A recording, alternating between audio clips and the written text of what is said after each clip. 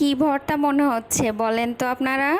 ভর্তা দেখে কি গেস করতে পারছেন ভর্তাটা আসলে কিসের ভর্তা?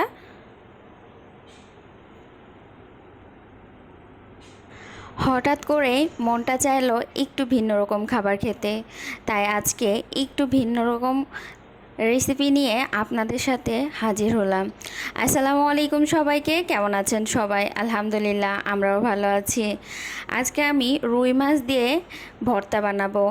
রুই মাছের ভর্তা কেমন লাগে খেতে, সম্পূর্ণ রেসিপিটি দেখলে আপনারা বুঝতে পারবেন। না খেলেও ভিডিওটা দেখে আপনারা একটু হলেও আন্দাজ করতে পারবেন ভর্তাটা ঠিক কতটা মজা হয়েছে। রুই মাছটা একটু হলুদ, মরিচ, গুঁড়া আর লবণ দিয়ে মাখিয়ে ভেজে নিয়েছি। কড়া করে ভেজে নিতে হবে। তারপরে মাছের কাঁটাগুলো বেছে নিচ্ছি। মাছের সাইজটা খুব একটা বড় ছিল না, আবার ছোটও ছিল না।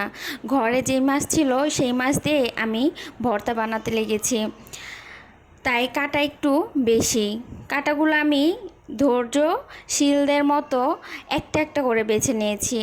সম্পূর্ণটা বাছতে না পারলেও একটু একটু করে বাছার চেষ্টা করেছি। আর ঘরেই যেহেতু খাবো, এত বাছার কি আছে।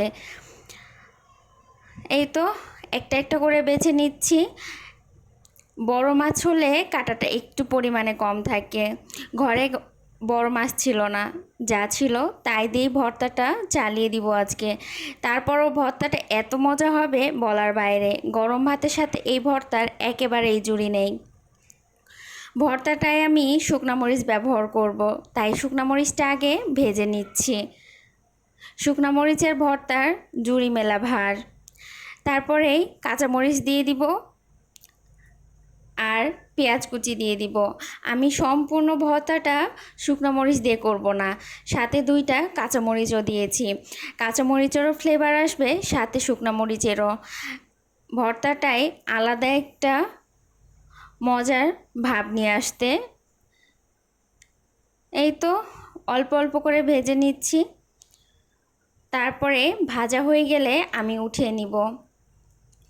এরপরে লবণ দিয়ে আমি পেঁয়াজটাকে ভালো করে ম্যাশ করে নিব। কার কার ভর্তা পছন্দ? গরম ভাতের সাথে ভর্তা জুড়ে নেই। ভর্তা হলে গরম ভাত এমনি এমনিই খাওয়া যায়, আর কোনো তরকারি ছাড়াই। আর এই তো মাছটা আমি এখন মাখিয়ে নিচ্ছি পেঁয়াজ কুচির সাথে, ভালো করে মাখিয়ে নিব।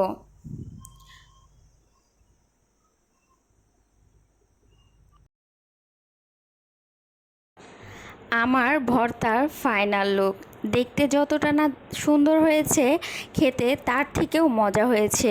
অনেক লোভনীয় একটা ভর্তা, আপনারাও ট্রাই করতে পারেন।